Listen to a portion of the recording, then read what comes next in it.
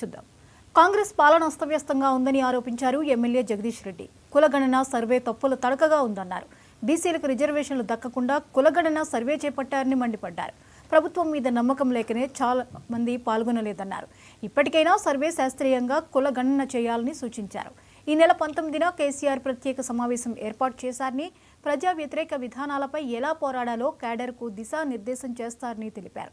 ఇక కేసీఆర్ బర్త్డే సందర్భంగా ఉచిత అంబులెన్స్ ఏర్పాటు చేసిన అన్యం శిరీష, కొండా దంపతులకు ధన్యవాదాలు తెలిపారు.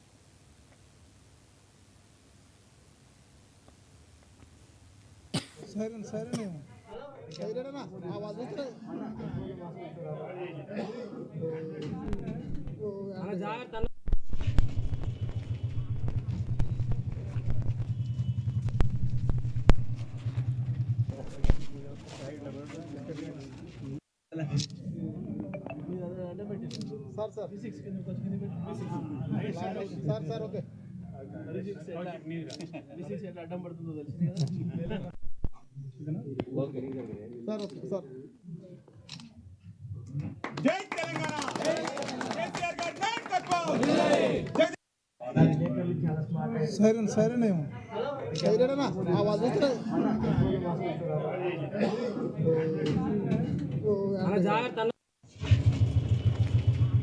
తెలంగాణ జాతిపిత, తెలంగాణ రాష్ట్రమే నా ఏకైక ధ్యేయం అని చెప్పి,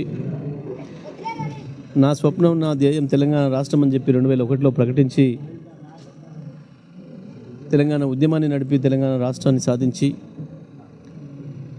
తెచ్చిన రాష్ట్రాన్ని మీరైతేనే బాగు చేయగలరు. ఈయన కాసి నక్కల పాలు చేస్తే మళ్ళీ ఏ కాంగ్రెస్ దొంగలే వచ్చి మళ్ళీ అదే పాత సమైక్యాంధ్ర పాలకులకు అమ్ముకుంటారు దీన్ని. తెలంగాణలో ఏ ఇంచు నీళ్ళు, ఏ ఇంచు భూమిని ఏ చుక్క నీళ్ళు తడపాలనో మీకు తెలిసినంతగా ఎవరు తెలియదు. ఏ గోండుగూడెంలో, ఏ గిరిజన తండాలో, ఏ దళిత మాడలో, ఏ ముస్లిం బస్తీలో, ఏ రైతు గుండెలో ఎవరి మనసులో ఏ బాధ ఉందో తెలిసిన నాయకుడిగా మీరు మాత్రమే ఈ రాష్ట్రాన్ని సరైన పద్ధతిలో ముందు నడపగలరు అని చెప్పి ప్రజలు కోరుకొని ఉండాలని చెప్పి కేసీఆర్ని అవకాశం ఇస్తే, కేవలం ఉద్యమకారుడైనా ఈయనకు ఉద్యోగం చేస్తుందా, పరిపాలన వస్తుందా?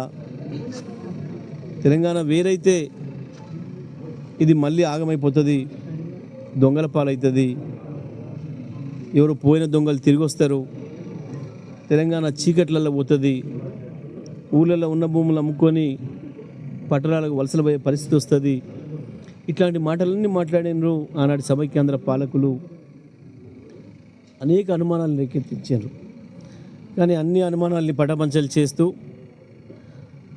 రాదన్న కరెంటు ఇక పోనే పోదు ఎప్పటికీ అనే పద్ధతుల్లో భారతదేశంలో మొట్టమొదటిసారిగా నిరూపించిన నాయకుడు కేసీఆర్ గారు 24 గంటలు అన్ని రంగాల వినియోగదారులకు విద్యుత్తును అందించి, ప్రత్యేకించి రైతాంగానికి 24 గంటల విద్యుత్తును ఉచితంగా ఇస్తున్న ఏకైక రాష్ట్రంగా గత 5 సంవత్సరాలు నిలబెట్టిండు కేసీఆర్ గారు. ఇవాళ తెలంగాణకు ఒక జాతిపితగా ప్రజలందరి మనసులో నిలబడ్డాడు.